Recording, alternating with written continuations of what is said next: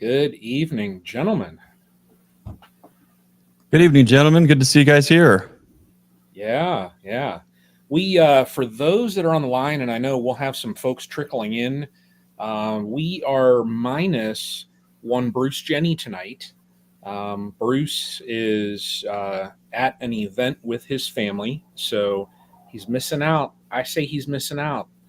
So, you know, Well, I know Bruce. We're going back and forth with him, and out of all the guests, Randy, we've had the opportunity to be able to pick the brains and collaborate with just some of the most incredible folks on this chat. And out of all of the folks that Bruce was really just dying to get some one-on-one time and to talk and to collaborate with, you're at the top of his list.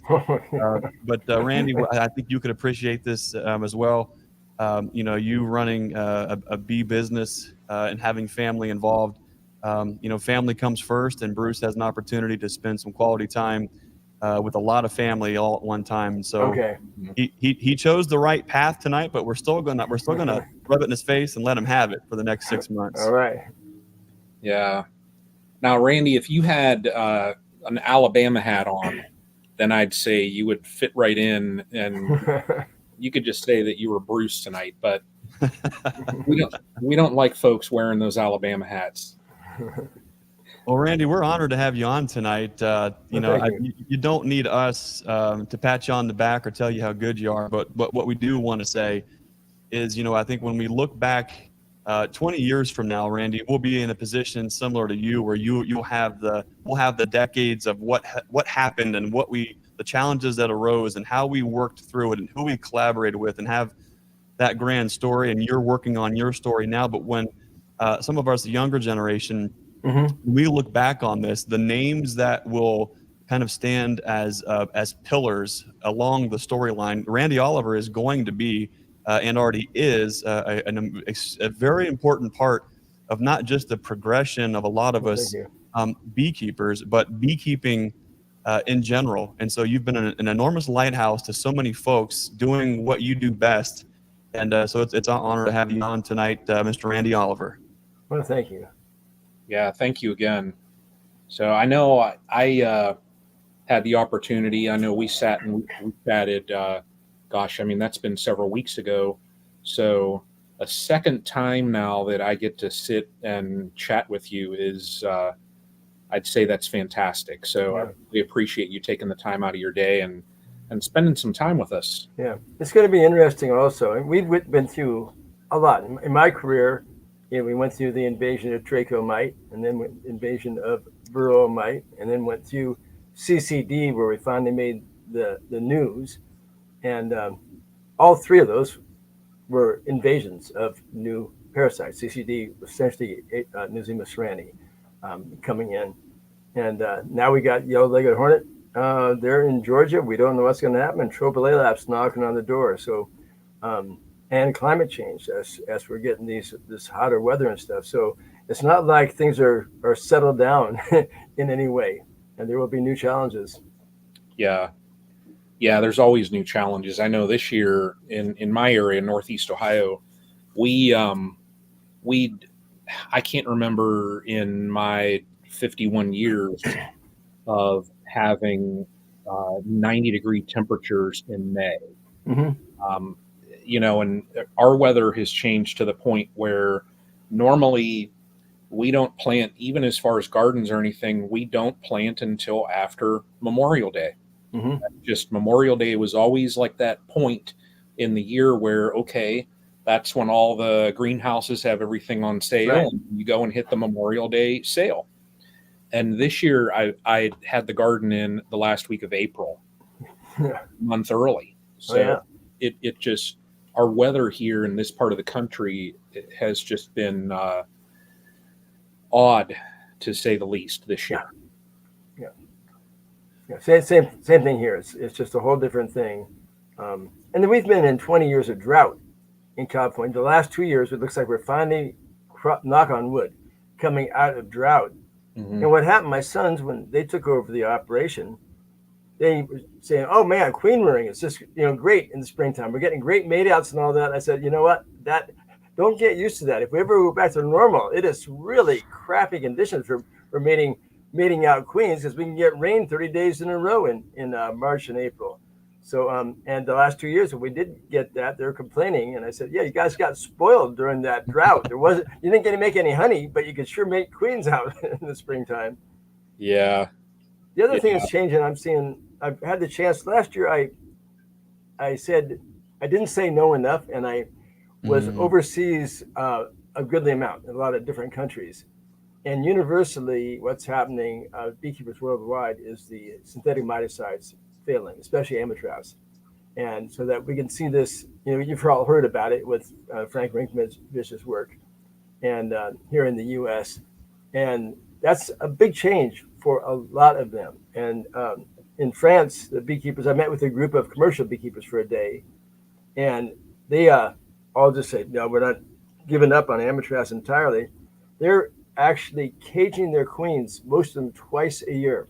Wow. And doing an induced brood break, one during the winter and one during the summer. Now, in much of Europe, if you have 100 hives, you're a commercial beekeeper. So they're not commercial like U.S. scale commercial beekeeping. So they can actually do that. But that is what they're actually doing individually, each hive caging the queen for a brood break so they can use the oxalic acid dribble in the hives because nothing else is working. Wow. Wow, that's interesting. It seems, Randy, you've been, gosh, I don't even want to date you, but let's just say you've got many chapters of the Randy Oliver book at this point. I would, being a younger guy, what I see in my life's history is that the only constant is change. Oh, yeah. And you've been through an awful lot of changes through beekeeping. And obviously we're beekeeping back in the heyday where a lot of the folks will say, man, back in the good old days, we could throw bees in a box, they would grow, we'd pull supers off, and we'd split the tar out of them next spring. You have been keeping bees back in that era, and you've hit many challenges along the way. And rather than go into a dissertation on all the things and all the whys and all, I wondered if you could talk to us a little bit as each decade creeps up, or maybe it's every 15 years, or when this new thing pops up that you have to work with, this new challenge that presents itself. Could you talk to us a little bit about Randy Oliver's mindset, the mindset of Randy Oliver as you're beekeeping and you're starting to see and get feedback, you don't know what's going on, how it is that you work through something, are trying to process that information in the most unbiased way that you can, how you work through that? What is the mindset of Randy Oliver through your entire career working through challenges? Well, I was just speaking with beekeepers in New Zealand recently, and they have a couple of really big challenges there with the Manuka honey market crashing, and then also the miticides failing. So they're not making money because they can't sell their honey at a decent price, and they have to figure out how to take care of Varroa. So I put up a picture of a big storm cloud with a rainbow under it. And I said, and then I also said, I sent a picture of a book called Who Moved My Cheese?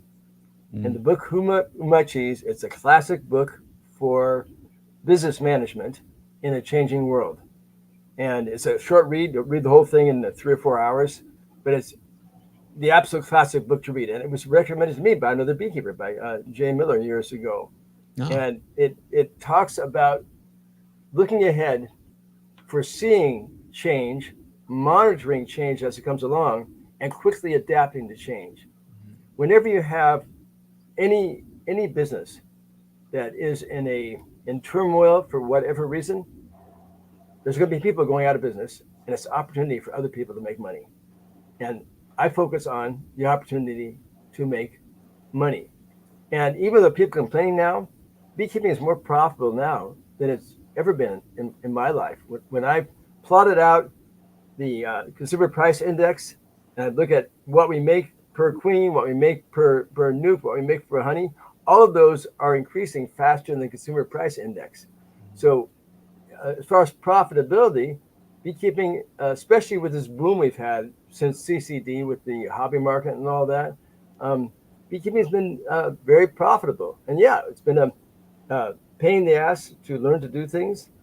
But this is what got me going is when Varroa was just totally kicking my butt. back in the late 1990s, early 2000s.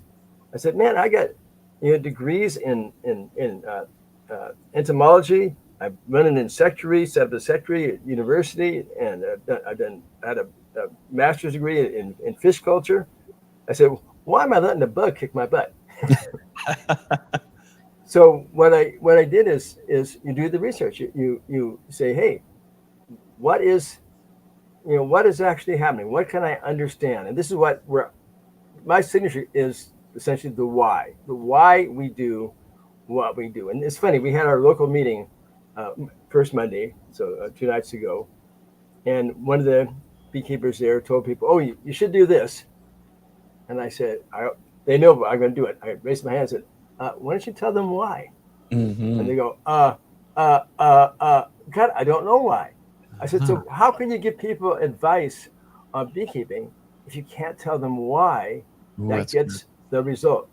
So that's what I have focused on, is understanding why, through understanding bee biology, how you then incorporate that into animal husbandry involved in beekeeping.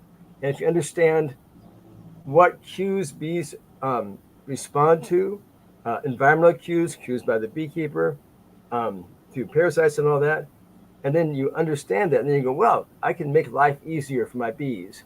Or you're not going to change a thing about bee behavior. That's fixed, okay? And the bees are never going to recognize they're living in a man-made hive, never going to recognize that you're a human being.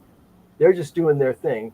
So you stop thinking like a human, and you start experiencing the world as a honeybee.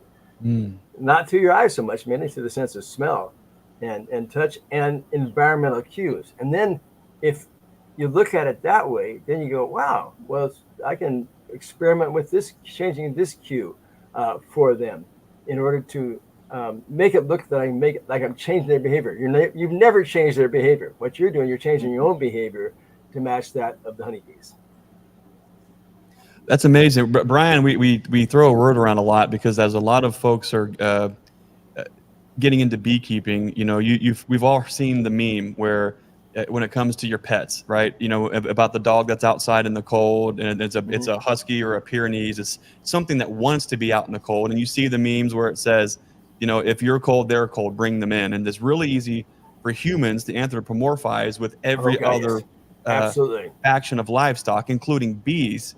But I like what you said, Randy, because it's actually the opposite. We're actually trying to put ourselves in the place of the honeybee and experience their environment, their surrounding. We do share those, but it looks different for them. Get inside of the mental thought or the bee being itself, and try to look and see that's an interesting way to kind of tackle some of those challenges. As you have worked through some of the big ones, I mean, trach mites. If we could maybe briefly, as we compare where we're at right now with Varroa, and you've done a phenomenal work with Varroa that's helped us all with that. Mm-hmm. As you compare what Varroa feels like now as a beekeeper versus what trach mite felt like then as a beekeeper, are we running parallels? Is Varroa way worse? Trach mite progressively becoming more challenging. Okay, trach mite was awful. We lost 70% of hives across the state of California in a very short period of time. It just wiped us out, and it was just so frustrating during the winter. You see your bees come pouring out of the hive during winter, and the colony was toast. Steve Tabor, one of the queen producers, said, "Well, I'm going to start selective breeding for resistant bees," because he saw that there were some colonies were not affected. And within 5 years, we had resistant stock. In the meantime, due to a serendipitous event at the Tucson lab, USDA researchers figured out by an accident that happened that putting Crisco in the beehive disrupted the sense of smell, and a totally non-toxic treatment would prevent the mites from successfully reproducing. That's something I'm working on right now with Varroa to see if we can do the same type of thing. I'm running these bioassays right now. Very, very interesting. So within 5 years, trach mite was pretty much a thing of the past. Nature, the hand of nature came through. Same thing with Mr. Randy. You have an invasive wave. Things are really, really bad for a while. And then if nature just by natural selection. Um, like somebody during CCD, somebody said, "Is anybody breeding the bees that are resistant to CCD?" And I said, "Well, to the best of my knowledge, there's not a single queen producer breeding off of dead hives." So, so yes, we are breeding for resistant bees, and that's what happened. Is the bees that were not resistant to Nosema ceranae got weeded out. Particularly the bees that were not resistant to trichogomite mite got weeded out. And when Varroa came, I said, "Oh man, I've already bred bees that are completely immune to American foulbrood back then. That was fairly easy to breed that. Very easy to breed bees resistant to tracheomite. Very easy to breed bees that were gentle, that didn't tend to sting." And I said, "Oh, Varroa's not going to be any big deal," and I was wrong. Varroa turned out to be a bigger deal. And then after the first two miticides, synthetic miticides failed, first the fluvalinate and then the coumaphos, I said, I could try amitraz, but, I've been through this. I had no, coumaphos failed so quickly. I said, I'm going to just skip the synthetics and go for treatments that would be more difficult for the mites to evolve with. And 2001 was the last year we used a synthetic miticide. And we've run a commercial operation with just the natural treatments, not because I'm claimed to be organic or anything, just because if it's a learning curve, but they work. And that's what's happening now is as the synthetics are all mites are developing resistance to most of them, including the amitraz. Beekeepers are finally going, "Oh wow, what's Randy been doing all these years to keep his bees alive?" So that's what we're seeing now. That's interesting. If folks aren't aware, Scientific Beekeeping is your website, and right there from the website, they does a great job. There's a ton of information, including talking some about the Varroa's history. And if I'm not mistaken, in there you talk about how Varroa kind of hit our shores in '88. Can you kind of recall, Randy, when Varroa really slapped you in the face, like you remember trach mites? Oh, I remember '93. I saw my first mite on a sticky board. Okay, that was a big day, and that's why I said, "Oh, well, not time to start breeding against them." By '99, around there. Oh man, that must have been. I saw my first one. It must be about '97. I lost almost every colony, and I had 250 hives at that time.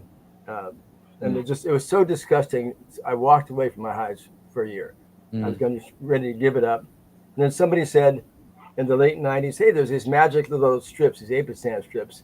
You could try it." So we went and we scraped wax moth combs off all the foundation back up, 250 dead outs sitting out there. We stopped them and got back on it. And then that's when the learning curve really started. By 2003, we started seeing problems in California, and we didn't really know what it was that our colonies were having problems. And we got hit by a perfect storm. We got hit by the invasion of Nosema ceranae that nobody was aware of because nobody's identifying it. It wasn't identified in 2006, but we were seeing the symptoms of it around 2003, coupled with miticides failing, coupled with a variant of a European foulbrood that was hitting our larvae. So it's a perfect storm. Three things hitting us at the same time. So it's really hard to put your finger on what it exactly was. But as far as the colony collapse disorder, the sudden disappearance of bees with brood behind, there's only one pathogen that causes that. That's Nosema. That was the classic symptom of Nosema. And that's what we saw very clearly in our colonies. It was just Nosema ceranae. So now we don't hardly even worry about Nosema ceranae in our operation. But then it's just a tough learning curve then is learning when you can use different treatments at different times of the year, which ones are appropriate. And the long-term solution is, of course, selective breeding for resistant stock. And right now, it's getting much, much easier for us to manage Varroa because so many of our colonies are resistant. It's actually my problem right now is I tell the boys, "Hey, if you're doing mite wash, you find a colony with high mites, don't treat it, put it on the truck, bring it home. I need colonies with mites because I can't run experiments on mite treatments Healthy on bees. colonies that control mites by themselves. And we have, a very large number of colonies that just, they laugh at Varroa. Now, fixing those genetics into a breeding population is a little trickier now. So we don't claim we have mite resistant stock, even though a large proportion of them are, but we're finally doing this year for the first time progeny testing, which means that we have of the 30 queens we grafted off of, we got close to 25 of them. We have groups of daughters labeled of which came from which mothers, and then we'll see which mothers, what proportion of the daughter colonies are resistant. So if you get over 50% of the daughter colonies from a queen mother resistant, that means it's likely in the maternal bloodline. It's not dependent upon coming in from the drones that she mated with. So this is a step up in our breeding program, and it takes more paperwork, more keeping track of them. There's definitely work involved, but if we can identify those bloodlines where it's in the maternal bloodline, then that's going to be a huge step up. And that's the solution. The solution is not finding new miticide, not finding new treatments. It's just having bees that control Varroa by themselves, and looking at these colonies that are thriving colonies, gentle as pussycats, make good honey, and laugh at Varroa. Just have mite counts of 0 all year long. It's not like theoretical. This is something we see every day in our operation. It's just a matter of weeding out the non-resistant colonies and until we see that at least 95% resistant. Wow. Seems like that'll be, if you could say, what do I want on my tombstone? It would be. That's it right there. Death of Varroa. Bees that laugh at Varroa would be under Randy Oliver's name there. It seems like, with trach mites, you said it took, 5 years, right? You figured that out. Whether that was, I don't know, if that was breeding a bee that was a little smaller and a smaller trait, or whatever steps you took to get past trait. But then you talked about in 2093 first seeing Varroa, and between 93 and 03, losing all of your colonies. Oh yeah. At that point, so you've got the colonies past trachea mites. Now Varroa destructor shows up. All the bees are now flatlined. They're all dead and gone. Yeah. When you go to rebuild, genetically speaking, I mean, were you worried about, okay, how am I going to rebuild? Am I going to buy singles off of somebody? Are we bringing in packages? Are we bringing in nukes? And if we do that, are those still have the trach resistance? And then we get past that and can go right to Varroa resistance? What I found was, since my breeds that I had bred that were completely resistant to American foul brood, that did not help. They're completely resistant to trachea mite, that did not help. So we brought in some stock. Then we made the mistake that many breeders make, or people who want to try to breed. You think that you're going to create a miracle by bringing in a queen of Russians and a queen of VSH and a queen of this and the other stock. You're going to let them mate together, and magic is going to happen in your yard. And that is a dream. You wind up with a bunch of Frankenbees. That's it. But each one of those lines of bees, bloodlines, is a fine-tuned group of genes, alleles of genes, and regulatory structures. So it's like taking the analogy I use, it's like taking the winning Ferrari race car, the winning Porsche, the winning Ford, and the winning Chevy. And if you just mixed up all the parts, you're going to get a pile of crap. That's because each system is designed to work all together. And when you just cross them, you wind up, you revert kind of to a wild type, and you wind up with often, bees that sting and stuff. After making that mistake, I said, okay, no, we're going to go back to good old time traditional breeding. Find a bee that works well in your operation. And when we found our Queen Zero, when we started doing mite washes and said, wow, out of 1,500 colonies, this colony never needed to be treated. It always had counts of 0. That means it's possible. This is not a dream. Here's the colony actually doing it. So it's just a matter then of selective breeding. And we're actually, because of the 2-year lag, the genetics of the drone pool lags 2 years behind the queens that you're grafting, and because the genetics of the drones reflect the diversity of their grandparents, not of their parents. So you have this built-in lag. So here we are, 8 years into this year of this breeding program, and the amount of progress we've made in 8 years with that lag is actually really stunning. how fast. With a traditional program where you're not telling the bees how to do the job, you're saying, here's the job description. Keep my count to 0 and you get bread from. If not, we breed off of 2% of our colonies each year. Yeah. 98% never get bread off of. Right. Okay. Although they supply the drones for that mating that year, but they don't, the female lines get bread off of. So what I'm just showing, and I'm not doing this to, it's a demonstration project. It's a proof of concept, because I realized that nothing's going to change unless the queen producers, the California queen producers, the Georgia queen producers, can supply mite-resistant bees. They're all thinking it's just too hard to do. We're selling every queen we make anyway right now. Why should we bother? So I'm saying, well, tell you what, I will walk the walk.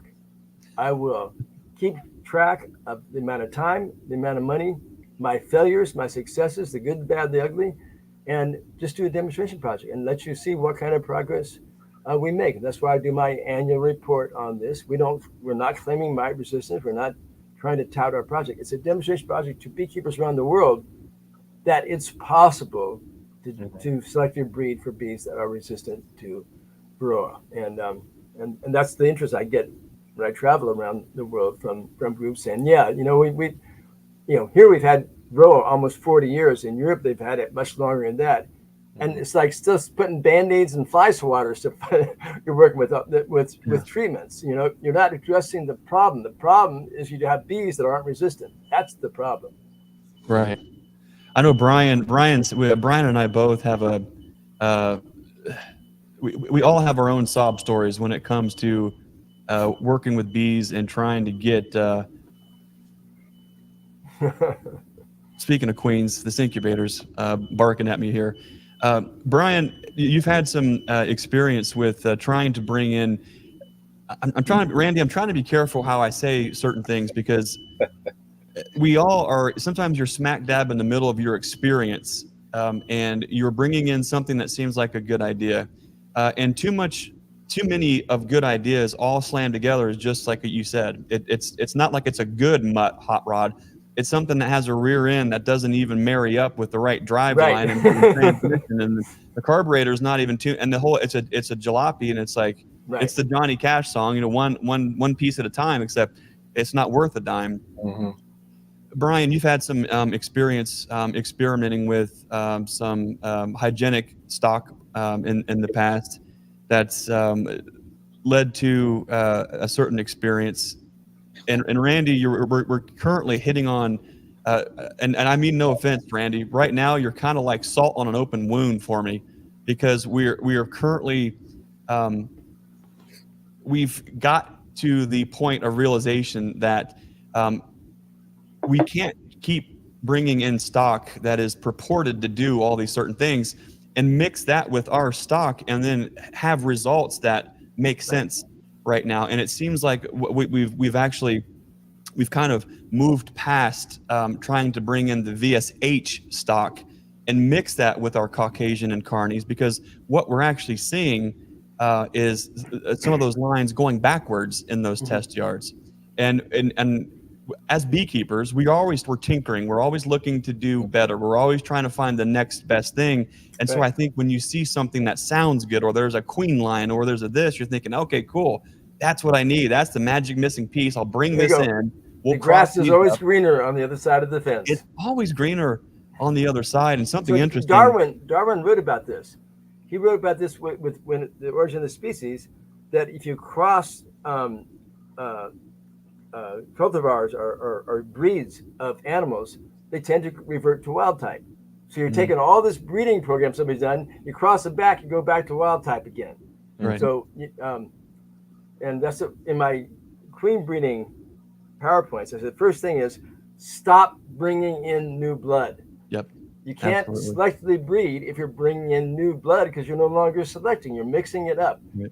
So, that's the main thing. And what we started with, we have bred for very gentle bees for many years.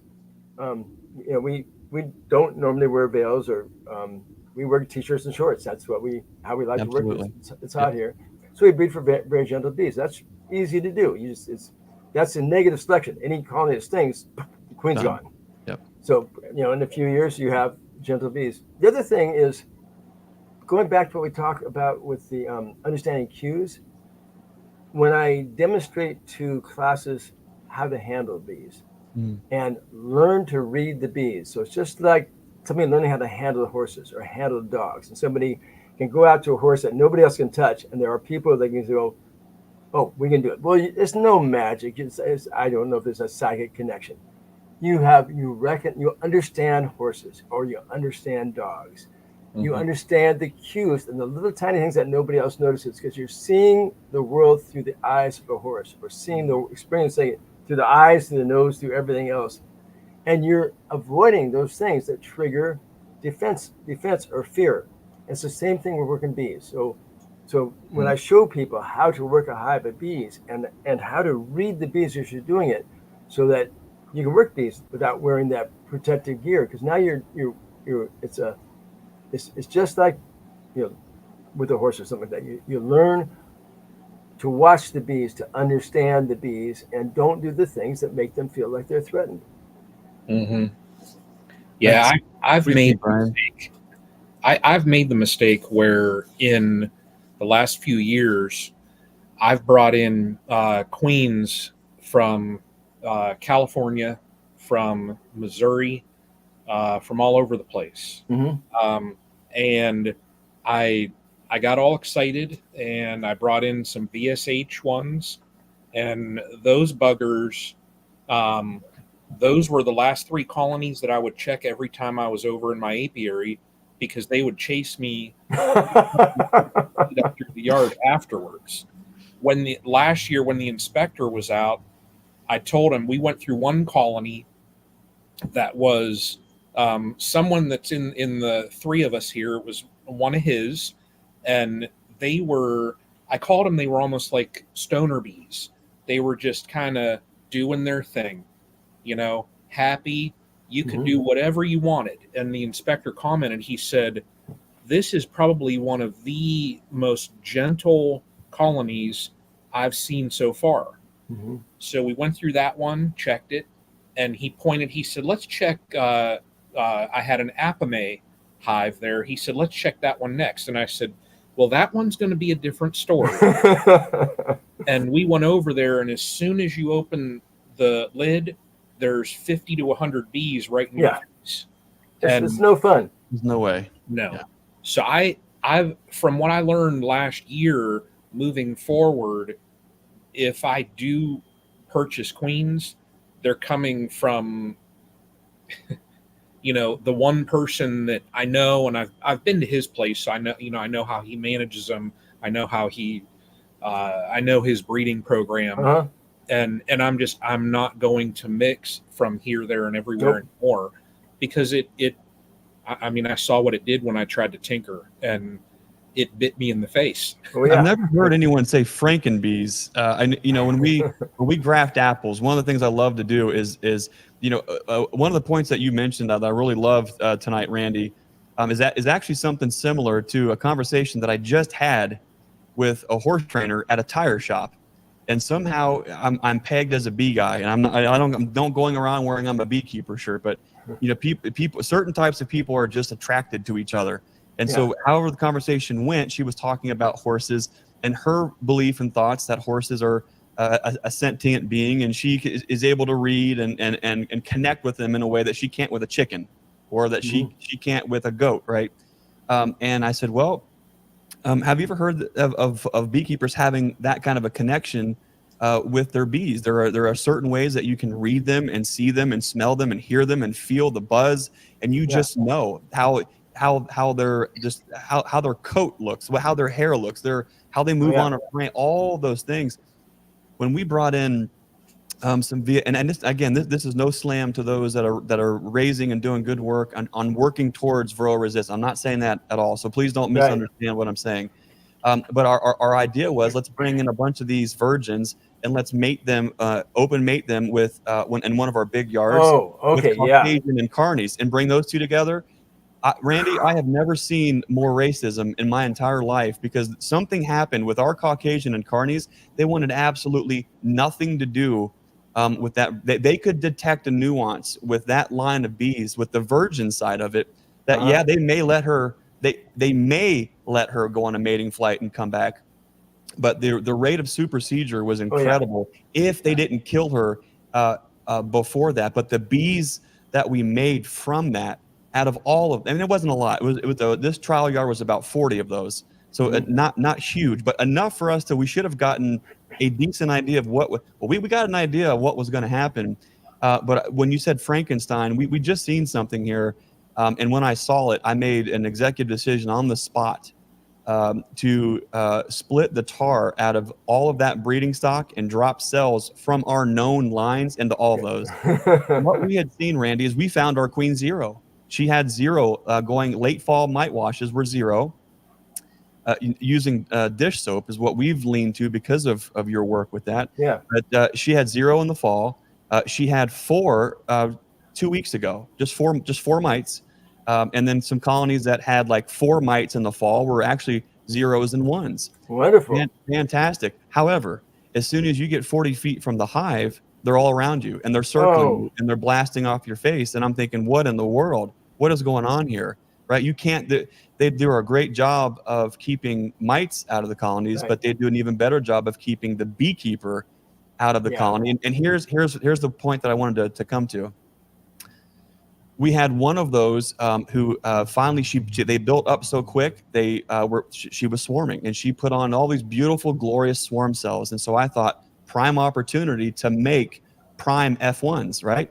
Yeah. So we did that, right? And we actually between cutting and moving frames made like 15 splits off of her and kept her. And so we actually kept some of that stock on some of the same pallets so we could trial them right there, same yard, same conditions, same for everything. So I don't know that I'm ever going to put this video out, but when we're mite washing and finding like 4 mites, and what I guess I would call the P or the parental line for us for that stock, the F1s, as soon as you crack the lid, they're calm, they're gentle. They're like Brian says, they're the Grateful Dead stoner bees. They're just like, hey, how's it going? We're back to work. They've got they look different, they feel different, they sound different. And so I was excited to do a mite wash. Randy, what I found, I almost wanted to throw up. And if I knew I wasn't wearing a veil, that's the only thing probably holding it back. When I did the mite wash, here's bees that they're being productive. They're in doubles with 2 supers. Yeah. They're doing their thing. When I did a mite wash, we had to stop counting at 40 mites. Yeah. They've gone backwards because the original, all the drone lines and everything, for the most part, they're pinning and keeping mites to around 2% at the highest for the most part. Yeah. It's gone backwards. It went the other way. And I'm thinking, what in the world? So we went through, and I made a decision out of hate, and I probably shouldn't have. But we went through, and every parental line queen that was in that yard, without even looking, we split the tar out of everything. We dropped cells into everybody, and we'll go back and make sure that we've got fresh queens on those. I don't want those. I just don't want those drones anymore. And I hate that I cabbaged what we were working towards, but what I saw, the cues that we were comfortable making a decision on told me, no, done. Have you seen Frankenstein reactions doing things like that before? Oh, this is very common over in Europe when you cross Apis mellifera with the, you bring in a strain, a C strain of bees, the Caucasians, the Cardinals, or the Italians, and they just hotter than a firecracker. So we've seen that before. So again, that's back to Darwin. It's a revert to wild type. So I mean, if you're making progress with your line, stop. Just keep working on your line. That's what selective breeding is. Not creating new combinations every year. It's selective breeding from a line of bees. Exactly. Refining that line is now our motto here. Is you got a fine-tune machine, right? That perfect Porsche. They're not going to throw some foreign part into it next year. They're going to fine-tune the system that's already working. Randy, are you saying they're not going to trade? Porsche's not going to trade the hood emblem for? They're not going to the horse. They're going to take the. It's not. They're not going to put a Dodge Ram logo on the hood. I don't think so. Yeah, I don't know. Yeah, that's an important thing to think about. Brian, what do you think? I mean, Brian, it's and we're talking about, and Bruce couldn't be here tonight, and so Bruce is caught up in the middle of he's got our queens. He's got queens from Michael Palmer. He's got queens from all this and this and this and this and this and this and this and this. He's got a smorgasbord going on, and that's a conversation for a different day. Sorting through what do we think we're seeing on these alleles? What do we think this line is doing versus that, and what happens if we do bring those together? Brian, when you're talking about folks who are raising, let's say, 20 hives or less, you're looking at more of boutique lines of queens where you might see, well, Greg's talking about this and Randy's talking about this, and I want a queen from each, and I want to put, and I get that to a certain extent, and that might not be as catastrophic on a hobbyist scale. But Brian, talk to us a little bit about the desire for you to bring in all these different lines, but more importantly, and Randy's favorite three-letter word that is also mine, why? Why put yourself in that position? So part of it is I watched too much of this. I watched, too much YouTube, and I saw, this person doing that, and I looked and this person was having success with this, and I thought, well, I'm just going to, and that was what I did. I brought in queens from this person. I saw, there was great discussion going on across the beekeeping community about the VSH, and I thought, oh, I need to get some of those too, and I need to get some of those too, and I just threw them all in there.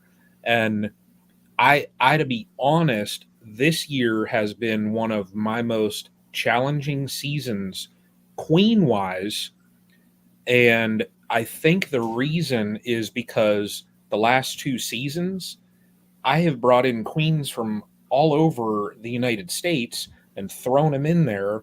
And now this is finally, it's all catching, it's at that tipping point where my results are showing themselves.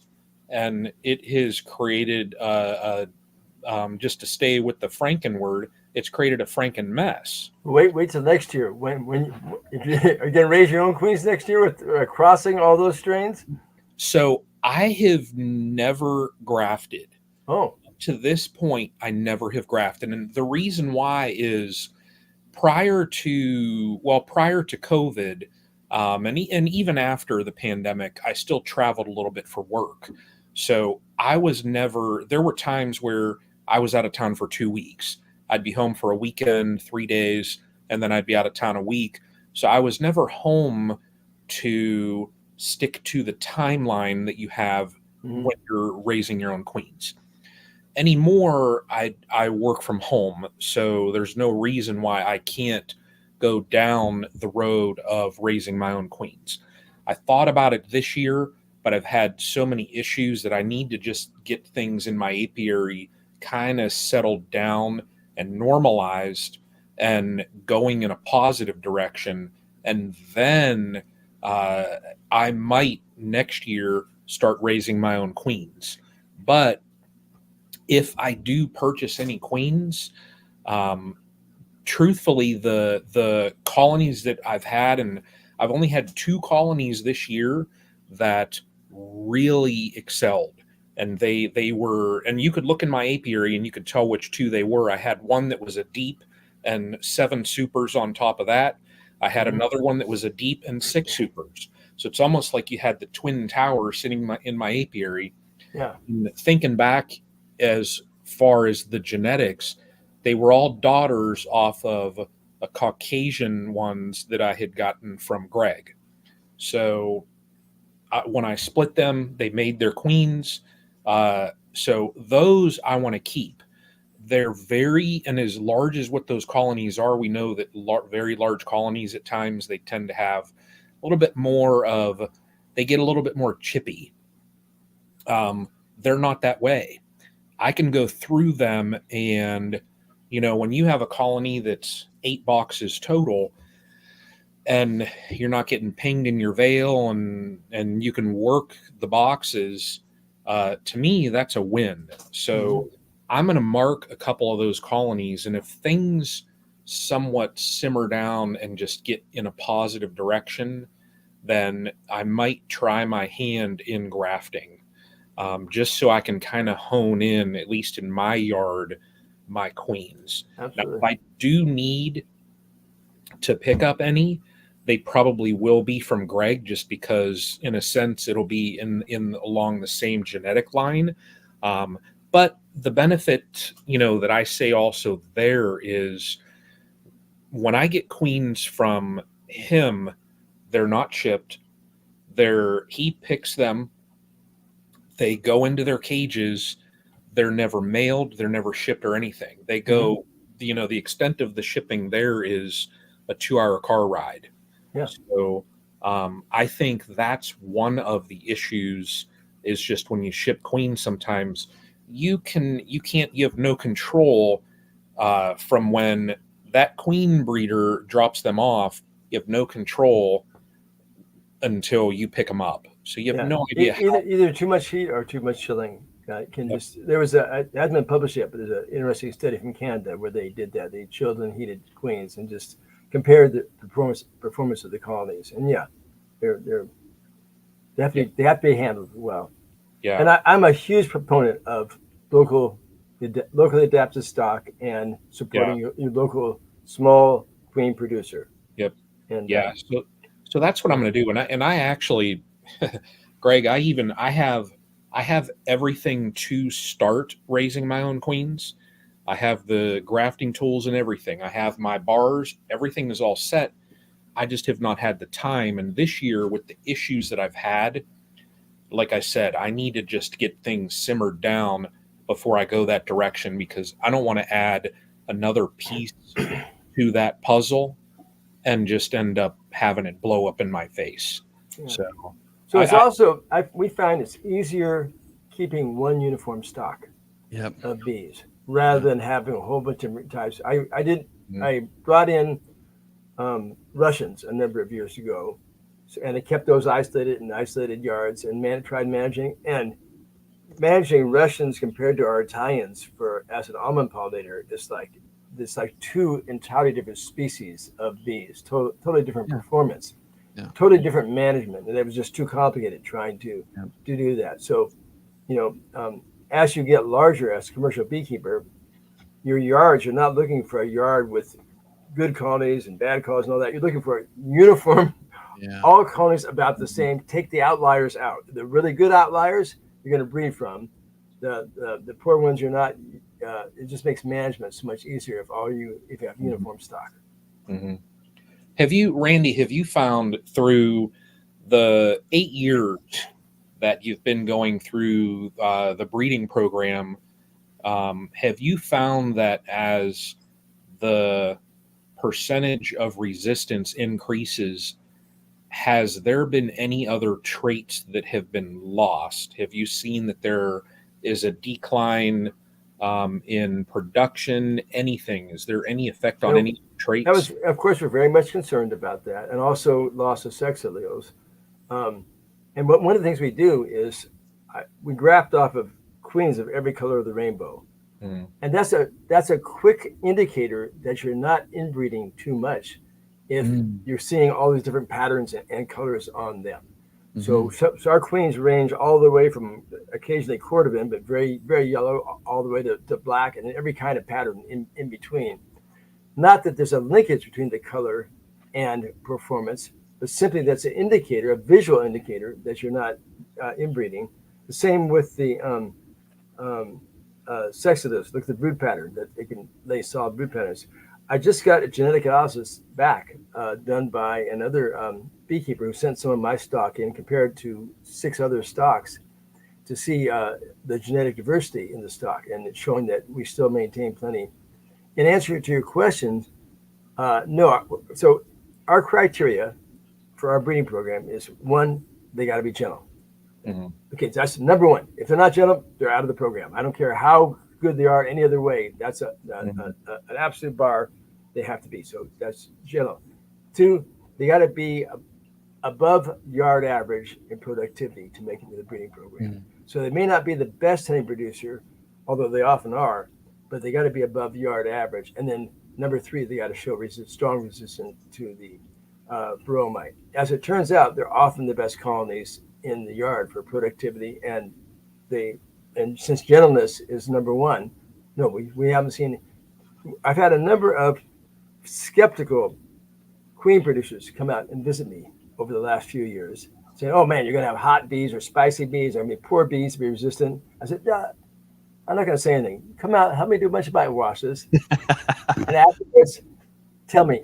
And at the end of the day, I said, "Well," and they go, "Wow, was I wrong?" That's No, amazing. yeah, the totally resistant bees are to be gentlest pussycats, be productive. We don't see any kind of, to answer your question, we don't see any loss of desirable traits. That's awesome.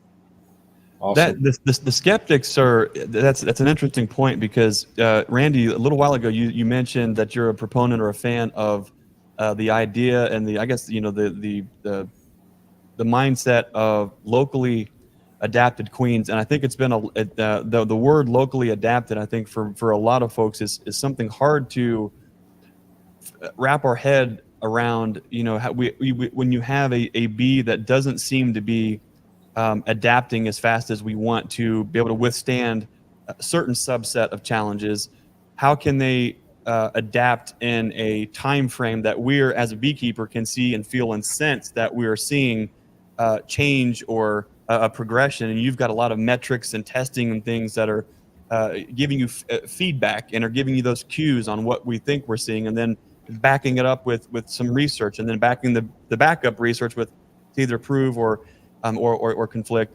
Can you talk to us a little bit when you say, and you mentioned local adapted bees? Can you talk to us at all about how is it bees can locally adapt to anything? Okay, so number one, local adaptation also includes your management. Mm. So we are almond pollinators. Now, if I were not an almond pollinator, I would keep a different type of bee. I would breed for different traits than an almond pollinator, because almond bees bred for almond pollination, you get paid premium for having huge colonies on February 15th, which means you're going to have monster swarming problems before the honey flow.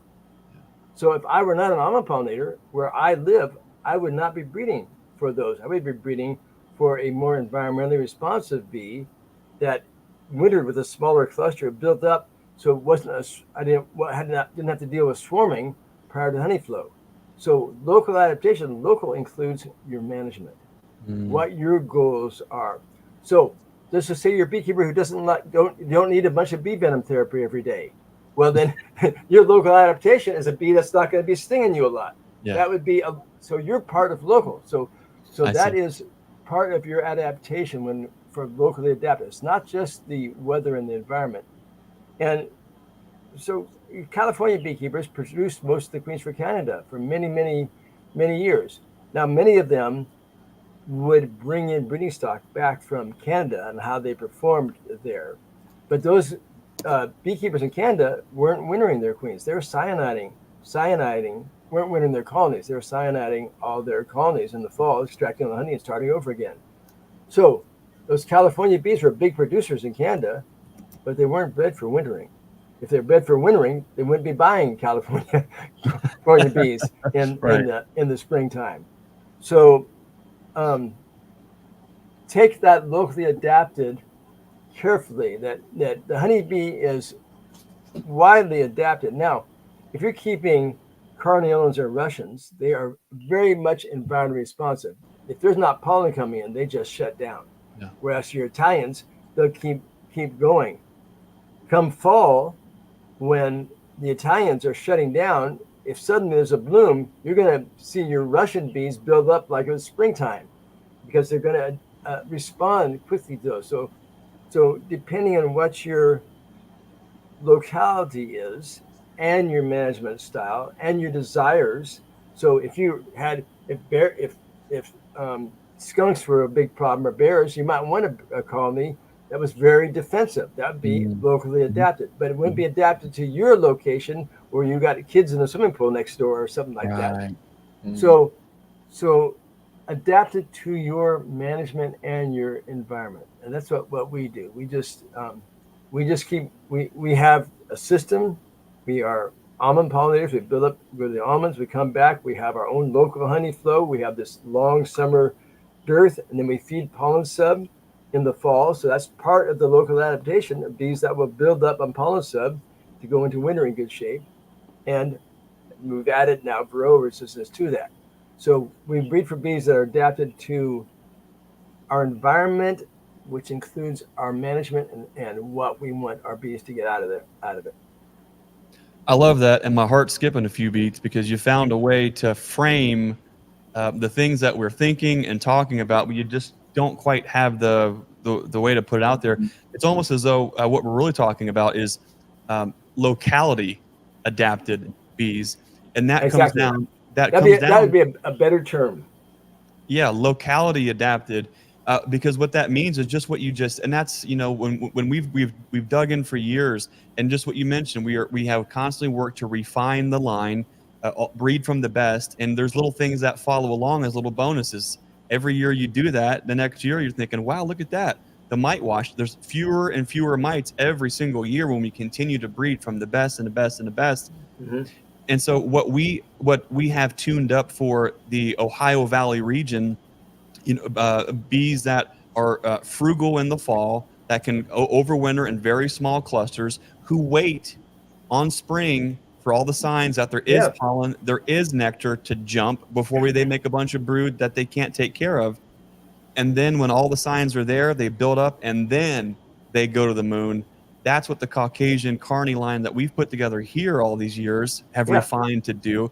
And I love that. So locality adapted bees, I love that. And that makes sense to folks, rather than trying to think that somehow the bee is evolving genetically in a time frame as humans that we can see them doing this and doing that and doing that. So that's I appreciate your thoughts on that, Randy. Yeah, I mean, look, imagine you're raising sheep. Now, are you going to be feeding your sheep or just putting them out to pasture? Right. And are they going to have to survive a dry pasture environment? Are you raising them for their meat? Are you raising them for their milk? Are you raising them for their wool? Yeah. Okay, each of those is a different thing. So so you're going to raise a sheep at that. So if you were back in the days, let's say 200 years ago, and raising sheep, you would raise a sheep that did well in your environment for what goals you wanted. Whether you wanted the wool, you wanted the meat, or the milk, that would be different kind of sheep. If it's for meat, you don't need a sheep that you can handle. If you're going to milk them, you need a sheep that you can handle. Right. If it's for the wool, it may be a sheep that's maybe not a very good grazer, and you might have to supplement it or something like that. Yeah. So it's your management and your outcomes are part of that adaptation, what you breed for. So what adaptation is, you're telling the bees, adapt to what I want. Okay, the bees have, the honeybee is what is bred for adaptation, for rapid adaptation. Everything about its reproductive is, and what you have, they're adapted for disasters. So when a disaster happens, a wildfire comes to you, a flood, a very hard freeze, it maybe kills 90% of the colonies. Because the queens have mated with so many drones, you don't lose the genetic diversity. You have a chance from those queens to reestablish, by the diversity of drones that they can make, to reestablish the population. So each one is like, imagine like a queen's like a watermelon with all those seeds. Each seed being slightly genetically different. So when she's putting out daughters and drones, you have a cross section of all successful bees from that environment prior to the disaster, and they can recover that way. And so a honeybee is probably the most difficult animal to breed, because you can't breed father to mother or sister to brother or father to niece because of the sex alleles. Okay, so that makes it tough. Also the 2-year lag with the drone pros. So they're not an easy animal to breed, but they're a very adaptable animal. So the honeybee can adapt. That's why we have so many different races of honeybees, is this adaptation. And we saw this, there was a really cool paper back in the 60s or mid-60s, I think, out of California, where they did a wing morphology, and they looked at the bees up and down the state, because commercial bees, there were hundreds of thousands of commercial bees produced in California every year. If you then went to the feral bees that were living in California, they were genetically distinct. They're morphologically distinct. They had whole different populations despite this massive flood of managed bees every year, and they were distinct for each environment in California, whether in the coast, in the mountains, in the desert, they were distinct there. So the honeybees adapt very well to whatever selective pressure it is. And the selective pressure is either what Mother Nature puts on them, through the environment, or Mother Nature plus the beekeeper. You are part of that selective pressure. I like that. That's you gave us a lot to chew on tonight. You've given us an hour of your time tonight, and we really appreciate that. There's and the key thing is, don't keep bringing in new stock, because that's not selective breeding anymore. That we're a very small outfit, Randy. We don't raise more than about 2,000 queens a year. We're a very small outfit, and so that gives us the opportunity. It's a blessing and a curse, where it's hard for us to, even at that scale, to get all the queens out that we want, but we're able to pay a little closer attention to the cues and to what the bees are telling us and what we're seeing, and we can make maneuvers and adjustments and see those results. But it also is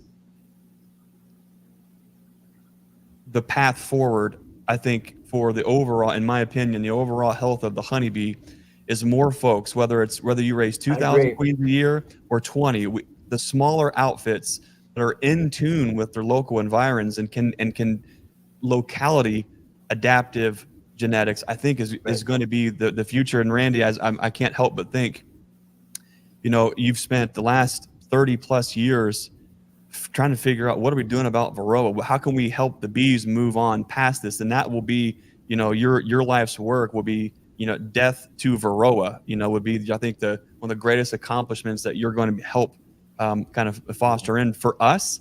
It's going to be a whole new series of things in the next 20 or 30 years.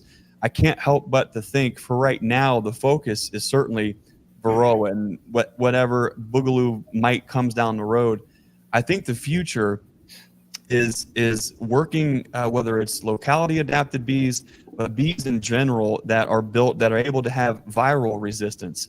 Whereas the mites, it's no factor, right? You have X amount of different viruses. Okay, the bees are able to withstand and process and work through those like it's no big deal. That, I think, is the 25, 30-year picture for us to be mentally aware of and think about, what can we do to kind of work towards that? Because if the bees can defend themselves at least, or have resistance or resilient to viral loads, then that's at least that as a healthy, solid so this is where we get to the definition: mite resistant versus mite tolerant bees. True. A mite tolerant bee is a virus resistant bee. And we see those. Some of the Russians and some of our stock. My son a number of years ago said, "Dad, here's a colony with a mite wash of 50. Yeah. And the brood pattern is solid. Yeah. Should I be breeding from this?" And I said, you know what? You have to make a choice. Are you going to be breeding for virus resistance or breeding for Varroa resistance? But if you breed for Varroa resistance, you don't have to worry about it. When I've had my colonies genetically tested for viruses, the two colonies side by side, one resistant and the other non-resistant, but treated with very low mite counts, night and day difference in the virus levels. The naturally resistant bees, the virus loads have been so low that they just thrive. They're not dealing with those viruses. So virus resistance, yes, that's going to happen. But I think the best money is for Varroa resistance. If you just eliminate this is like, again, when you're thinking about Varroa, it's like thinking about mosquitoes and malaria. You don't have to get a cure for malaria if you can control the vector. You don't have to worry about the viruses if you control the vector of the viruses. So simply keeping that mite level low. So if I were going to put my money somewhere in breeding, I would put it all behind Varroa resistance. And what I'm showing is that you don't need a bunch of fancy stuff. You don't need to do brood dissection. You don't need to do instrumental insemination. All you do is mite washes. Yep. Okay. Once a year, we typically start in July. Mite wash every colony, treat all the ones that don't need treatment. And now you have a smaller pool of colonies to start tracking. But you don't need anything more than just mite washing and just patience, and put strong selective pressure and stop. Don't bring in new stock, and just work on that stock. You've given us an awful lot to think about, and I'm really excited because there's things that we see as younger folks in this industry, where there aren't words or papers or essays at least that maybe I don't know, but maybe you would know if they're out there. But things like what you just mentioned, or things that I've sort of been preaching from our beekeeping pulpit at conferences and bee clubs, is when we're talking about our experiences, we'll see colonies that have very few mites in the wash, but they're unhealthy. And we have colonies that have massive mite counts that are rock stars, and they're rock and roll, and they're making it through the winter. And how you balance that is a real challenge, but it gives us something to think about.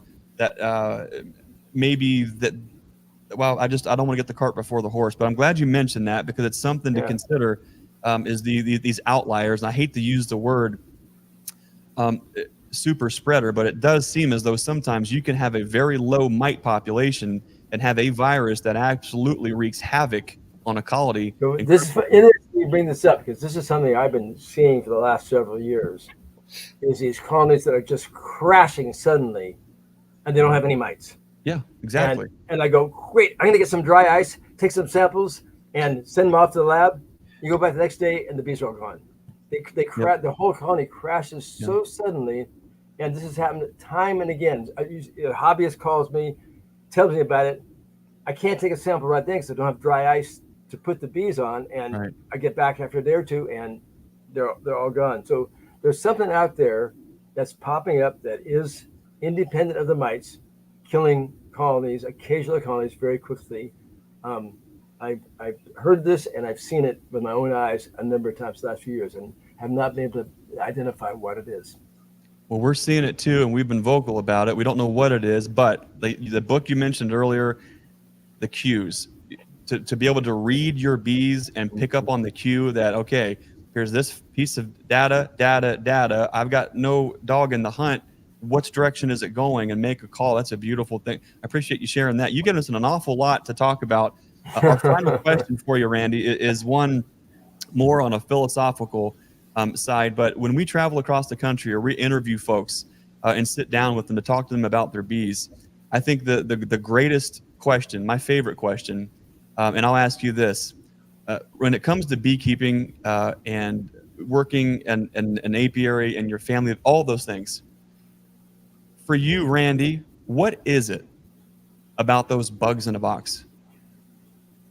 It's interesting. I've been talking about this I have a new lady friend, and there's something about, I get goosebumps even thinking about it now. You open that hive, and I don't know if it's the sound or the aroma or just the vibe, but you just feel right. And this is what's interesting, is that the people from the military who are working with soldiers with post-traumatic stress with very, very high suicide rates, if they get them into beehives, the suicide rate drops to 0. There's something that it's that vibe of opening a hive. And in Europe, I've visited places over in Slovenia. They have rooms where you just get in to experience the bees, the odor, the you sleep on a bed on top of them. But there's just something about opening a hive of bees that puts you in the zone. And that is the magic of beekeeping. Mm-hmm. Well said. It's one of those things that you can't quite place a finger on, but you just, in your entire being, you just know they're. Oh, I've got goosebumps all in my body just thinking about it right now. I mean, it's a beautiful thing. And I think a lot of us goofballs who are just attached to these bees, and we don't understand fully why. We don't know why we feel called to be a part or to do our thing with them. There's just, when you crack open that lid and you just hear that first little reverberation of a buzz, and then you get that little bit of smell, and you can feel that heat, and there's just a sense of divine goodness inside of that box that you're connected to, and it just it puts you into that place that you're always trying to reach. Right. And I love that. So I'm glad you asked that question, Greg, because that is something that beekeepers don't talk about enough. Yeah, absolutely. Well, folks, we want to thank everyone for tuning in to the Stream Team Beekeeping Chat tonight. Of course, we're sorry, but Bruce couldn't be here tonight. He had some beautiful family opportunities to spend time with family. He really wanted to be here and spend time with Randy. And so we had such a great chat tonight, Randy. I'm going to look forward to rubbing it into Bruce's face over and over. And he missed all of the things there. But Randy, we can't say it enough. You bet.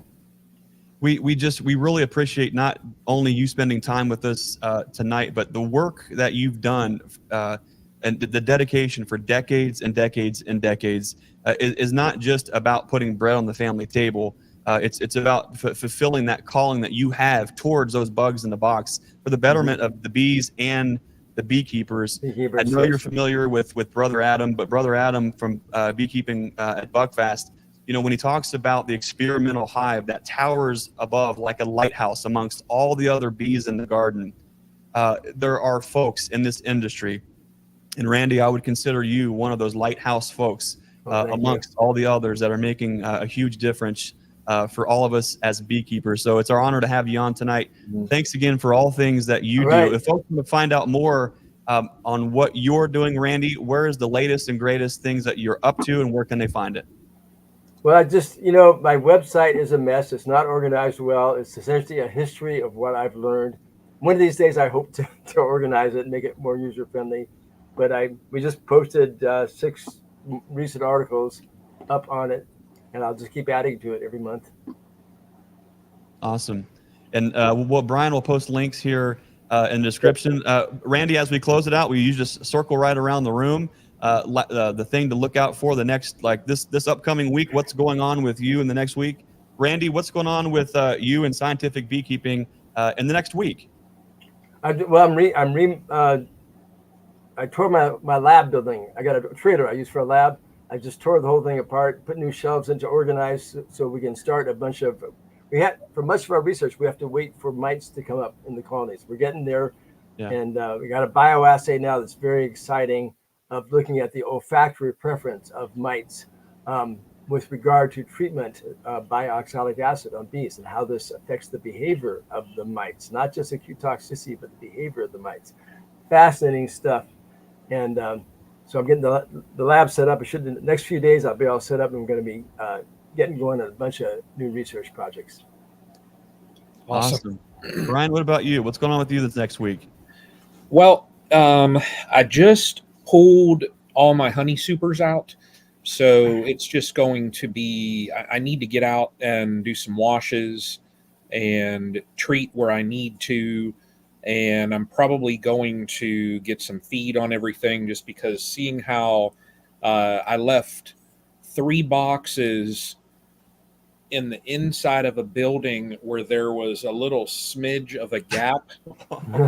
And when my bees are all at my mom's place, Randy, and she texted me and she said, I think there's a problem. And I said, what's that? And she said, there's probably 10,000 bees in that room with those boxes. Oh, yeah. So seeing how hungry they are, you know, that's the cue for me that, you know, I need to get some feed on them and just keep things moving in the right direction. So it's that time of the year where after that flow, you know, we're making sure that they don't starve and get them treated. So fun.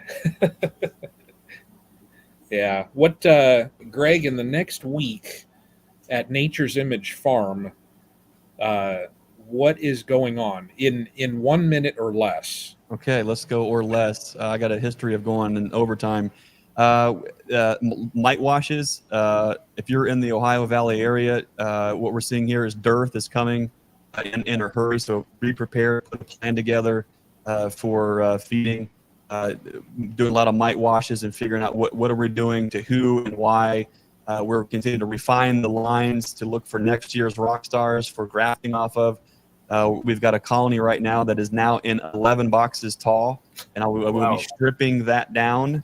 She hasn't swarmed, and believe it or not, Randy, she was an emergency queen, a throwaway hive from last year. That's been a garbage disposal.